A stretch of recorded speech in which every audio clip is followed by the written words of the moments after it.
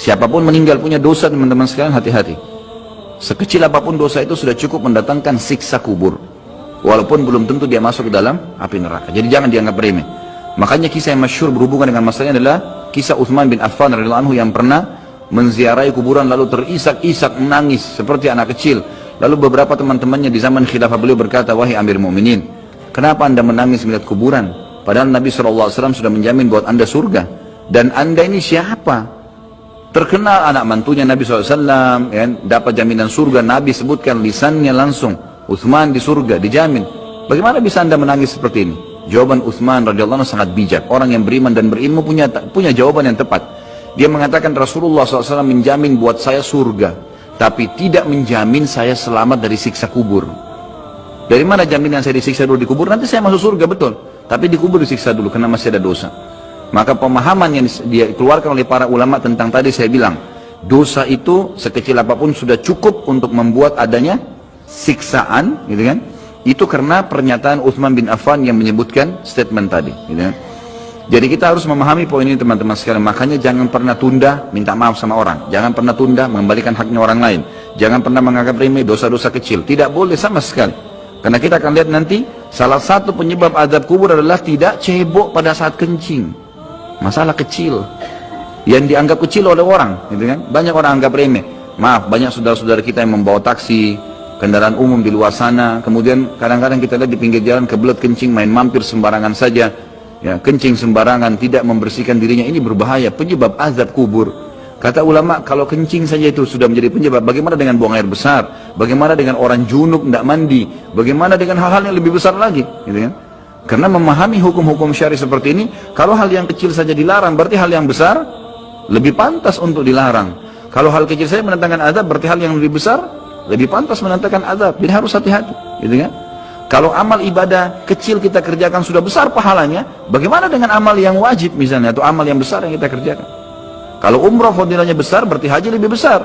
Kalau sholat sunnah besar, tahajud, maka sholat 5 waktu lebih besar pahalanya, dan seterusnya. Jadi poin-poin ini dalam mukaddimah kita harus difahamin baik-baik, gitu kan? Terutama yang terakhir saya ucapkan tadi, hati-hati teman-teman sekalian. Saya juga tahu diri saya pasti punya salah, tapi saya mengajak diri saya dan jemaah sekalian untuk beristighfar kepada Allah, bertaubat. Jangan tunda pengembalian haknya orang lain, meminta maaf kalau punya kesalahan. Jangan tunda-tunda, jangan bilang nanti Idul Fitri baru saya minta maaf. Nggak ada perintah dalam agama seperti itu. Sebelum pejamkan mata nanti malam minta maaf semua. Dan orang cerdas adalah orang yang tidak menyiapkan musuh pada hari kiamat. Hati-hati. Jangan siapkan musuh siapapun dia. Maka harus ini, ya, kembalikan semua hak-hak orang, minta maaf. Kalau pernah mengambil barang orang yang tidak jelas, kembalikan. Kalau tidak, sedekahkan sejumlah itu. Semua selesaikan. Jangan ada masalah. Ya, jangan pernah ada masalah. Jangan siapkan musuh. Imam Bukhari rahimahullah pernah berhenti berburu hanya karena meleset anak panahnya kena pagar tetangganya, gitu kan? Diajak teman-temannya, kita memana yuk berburu. Beliau senang berburu. Kemudian pada saat beliau lagi latihan panah, ternyata anak panahnya sempat mencul sedikit pagar kayu tetangganya.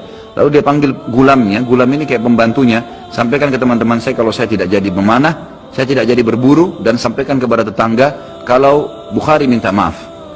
Muhammad namanya tentu, Muhammad minta maaf, gitu kan? Sampaikan dan siap mengganti pagar yang rusak itu. Begitu pembantunya Imam Bukhari datang ke tetangga tersebut lalu berkata, ya, Syekh Imam Bukhari menyampaikan maaf karena pagar Anda tercuil, diperlihatkan. Lalu tetangganya tersenyum dan berkata, jangankan pagar saya, rumah saya semua buat Imam Bukhari. Saya tidak perhitungan dengan masalah itu. Waktu pembantunya Imam Bukhari kembali ke rumahnya, apa yang terjadi? Lihat orang soleh dan orang beriman, tahu dan yakin dengan adanya siksa dan azab kubur, tahu ada akhirat dan hisab. Maka apa yang terjadi? Imam Bukhari sujud syukur kepada Allah, kemudian bersedekah sekian ribu dirham, hanya karena tidak jadi ada musuh dari tetangga yang dia cuilkan pagarnya. Coba teman-teman, berapa banyak sendal yang ngantung injak? Hah? Berapa banyak air yang kepercik kena orang lain? Berapa banyak ini, berapa banyak itu? Berapa banyak yang kita anggap remeh mengambil karena teman punya dan seterusnya. Ini hati-hati. Jangan siapkan musuh hari kiamat. Azab kubur datang kepada siapapun yang masih punya dosa. Dan dosa ada hubungannya dengan Allah Subhanahu wa taala, ada hubungannya dengan makhluk. Kalau berhubungan dengan Allah Azza wa Jalla, kita bertaubat kepada Allah. Allah Maha Pemurah. Dia akan terima taubat hamba-hambanya asal ikhlas. Tapi dengan makhluk nggak bisa, mencuri, menggunjing, memfitnah, ya, mengambil, memakan, ya, merusak namanya orang lain. Ini nggak boleh. Ini harus selain taubat kepada Allah, meminta maaf kepada orangnya. Nah, ini tidak boleh ditunda ini. Nggak ada gengsi di sini.